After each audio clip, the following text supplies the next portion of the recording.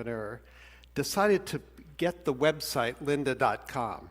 She did so because she needed a sandbox to play in with the new graphic design tools, the digital tools that were being developed at that time, Photoshop, Illustrator, and many more. And she needed a place to put her students' work so all could see it. Well, she put that website together, and the business began to grow. And in 2002, she discovered it could be much, much more. So she moved all of her teaching online. Later, the business was sold to LinkedIn, who renamed it LinkedIn Learning, sold for $1.5 billion US dollars. Lynda is the poster child for what I call the counter-conventional mindsets of entrepreneurs. So I want to tell you about these mindsets today, and here we go. So number one, why do I call them counter-conventional? Well, first, these 6 mindsets run counter to the best practices, as we call them, that are done in big companies today. They fly in the face of much of what we teach at London Business School and other business schools about strategy, about marketing, about risk, and about much more. Now, you might say, John, what do you mean by mindset? A mindset, of course, is up here, right? It's those things, attitudes, habits, thoughts, mental inclination, which, when something comes our way, predetermines the response we make to that something that comes our way. And those somethings, as we entrepreneurs call them, are opportunities. So I want to tell you about these 6 mindsets. And the first one I call Yes, We Can. Now, B-School Strategy 101 says the following. What we're supposed to do in a company is stick to our knitting. We've got to figure out what we're really good at. We call them core competencies, and we've got to build on them, invest in them, nurture them, make them more robust. And if somebody comes along and says, can you do something different that's outside of that, what are we supposed to say? No, I'm sorry, we don't do that around here. Well, a Brazilian entrepreneur named Arnold Correa built a wonderful business that today is called Atmo Digital by disregarding those rules. He had already reinvented his business twice to become a major provider of event management and production services. When one of his customers said to him, you know, I have 260 stores scattered all around Brazil, and Brazil is a big country, and I'd like to be able to broadcast training and motivational events to the stores in real time. So Arnold, could we put televisions in the training room of all my stores, and could we build a satellite uplink so we can send all this wonderful stuff to the stores? So what did he say? He said, yes, we could do that, even though he knew nothing about satellite technology, had never operated outside Sao Paulo, but he got it done. Then several years later, some of his other customers, one of them in particular, Walmart, said, well, you know, it's nice that we have all of these television screens in the back room of the store, but wouldn't it be cool if we had them on the sales floor, because then we could run advertising. So when the customer walks down the aisle for detergent, perhaps there's an ad for Procter & Gamble's detergent in that aisle. And what did Arnold say to that request? Yes, we can do that. Over a period of years, Arnold reinvented his business fundamentally 4 different times by saying when a customer wanted something new that lay outside his core competencies, yes, we can. The second one I want to tell you about, I call problem first, not product first logic. So in big companies today, it's all about the products. So when I'm in the US, my family and I have used Tide for many years to wash our clothes. And we get a chuckle every now and then because we can tell a new brand manager has come along, because what happens? They change the product, right? They take the blue speckles out of it and turn them green. And they call it new improved. Is this innovation, guys? I'm not so sure. Coca-Cola, what is there? There was classic Coke, and then there was new Coke. That didn't work out too well. Then there was Diet Coke, and Coke Zero, and Vanilla Coke, and Cherry Coke, lots of Cokes. I don't think this is what innovation is all about. But for entrepreneurs, we don't focus on products, we focus on problems. So a guy named Jonathan Thorne developed a technology that did something very useful. This instrument you see in front of you is called a surgical forceps. It's the tool that almost every surgeon in any kind of medical discipline uses to do his or her work. But there's a problem with these surgical forceps. They stick to human tissue. So imagine you're having a facelift and the plastic surgeon is doing the final touches, but the tissue sticks to the forceps. Maybe it's not going to look quite as good as it was supposed to look. And maybe the plastic surgeon's going to get a little frustrated and it's going to take longer to do the work. And John said, you know, that's a problem I think I can solve with a new silver-nickel alloy that he had developed. Well, it turned out the business didn't grow very fast, focusing on plastic surgeons. So he said, I wonder if there's another surgical specialty that has an even bigger problem that I could solve. And he discovered one, and it's neurosurgeons. And neurosurgeons work in two places on our bodies, in our spines and in our brain. So I hope you never have brain surgery, and I hope I never have it. But if they have to take a little tumor out, I hope the forceps don't stick to some other tissues, because I kind of want to keep all the brain cells I can, right? John Thorne built a fantastic business, sold it some years later to Stryker. Stryker is very happy. John and his investors are very happy too. Why? Because John focused on solving problems, not on thinking about products. The next one, I call it think narrow, not broad. Like John Thorne, an entrepreneur I'm going to tell you about focused on a problem, but thought very narrowly about a target market. But the big company wisdom doesn't want narrow target markets. It wants big target markets, right? Because you've got to move the needle. Why would a big company mess around with something small? But like John Thorne, Philip Knight and Bill Bowerman, when they founded Nike, a company we all know very well today, had identified a problem, but it was a problem that a very narrow target market had. Phil Knight was a runner, a distance runner, and he could run almost not quite a 4-minute mile, and Bill Bowerman was his track coach.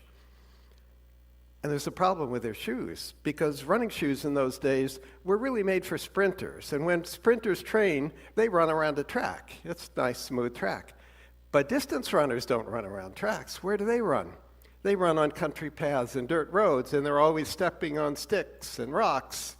And so they get sprained ankles. And they run mile after mile after mile, and they get shin splints. Well, Knight and Bowerman said, we need better shoes, shoes that are made especially for distance runners, especially elite distance runners who really train a whole lot.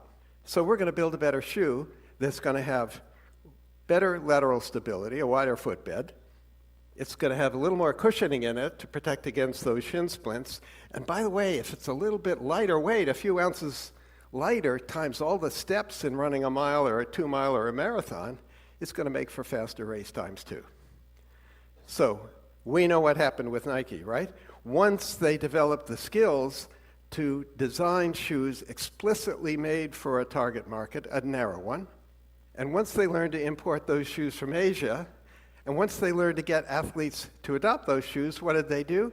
Well, John McEnroe in tennis, Michael Jordan and basketball came next, and we know what the story is with Nike today. They're the global leader in athletic footwear and much more. Okay, the next one, asking for the cash and riding the float. Big companies today are awash in cash. Even in these tricky times we're in today, there's cash all over the place, right? Merck, in 2018, spent all this money giving money back to shareholders through stock buybacks and dividends, and they could only find $10 billion worth of R&D to do with all that cash.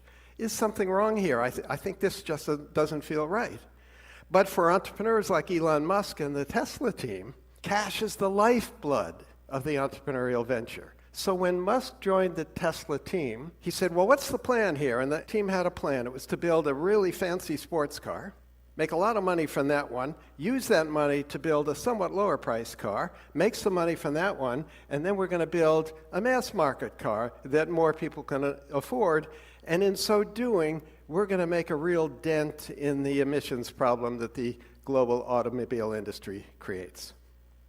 Well, what Musk said is, well, let's go see if we can sell some cars. So they did a little roadshow in California, and they invited people on this little roadshow with 3 characteristics. Number 1, they cared about the environment. Number 2, they were wealthy. And number 3, they thought it might be cool to have the next big thing parked in their driveway. Well, guess what? They sold 100 Tesla Roadsters for $100,000 each, cash on the barrelhead, pay tonight. How much, do the math, how much money they got to start building Roadsters? $10 million in the bank, in cash, before they had built Roadster number 1. Well, that principle has carried Tesla all the way through its journey. So when they introduced the Model 3 several years ago, nearly 500,000 consumers put down deposits of $1,000 each. Do that math, 500,000 consumers, $1,000 each, $500 million in the bank, in cash, with which to begin doing the engineering, build the tooling, fit out the factory, and more. Wouldn't you like to build your entrepreneurial venture with that kind of business model? Okay, the next one. I call it beg, borrow, but please don't steal. In B-School Finance, we teach our students how to analyze whether a project's any good. So you figure out how much investment you have to do, and then you figure out what the cash flows are going to be going forward year after year after year for 5 years or 10 years or whatever. And then you ask yourself, well, is that return on that investment sufficient? And if the ROI is good enough, then you do the project. That's the idea. But for Tristram Mayhew and Rebecca Mayhew, his wife, who built a wonderful business in the UK called Go Ape, a treetop adventure business, they didn't think that way at all. They said, well, we want to build a treetop adventure business here in the UK. They'd seen one in France that they liked on a vacation. So where can we get some trees? Well, who's got trees in the UK? Well, it turns out the UK Forestry Commission has trees in the UK, lots of them, in all these Forestry Commission sites. And the Forestry Commission was very interested in increasing their visitor count. Well, what better way to increase their visitor count than to have a Go Ape treetop adventure course on their land?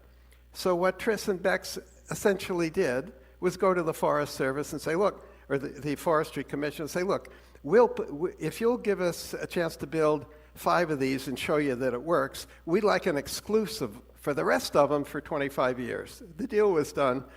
Today there are more than 30 Go Ape adventure sites across the UK. There are a whole bunch of them in the US. And how did that happen? Because they borrowed most of the assets they needed. They borrowed the trees, they borrowed the loos, they borrowed the parking lots, all that stuff. All they had to do was put their kid on the trees. Pretty cool. Now, entrepreneurs and permission are kind of like oil and water. If you're an entrepreneur, you kind of know that, right?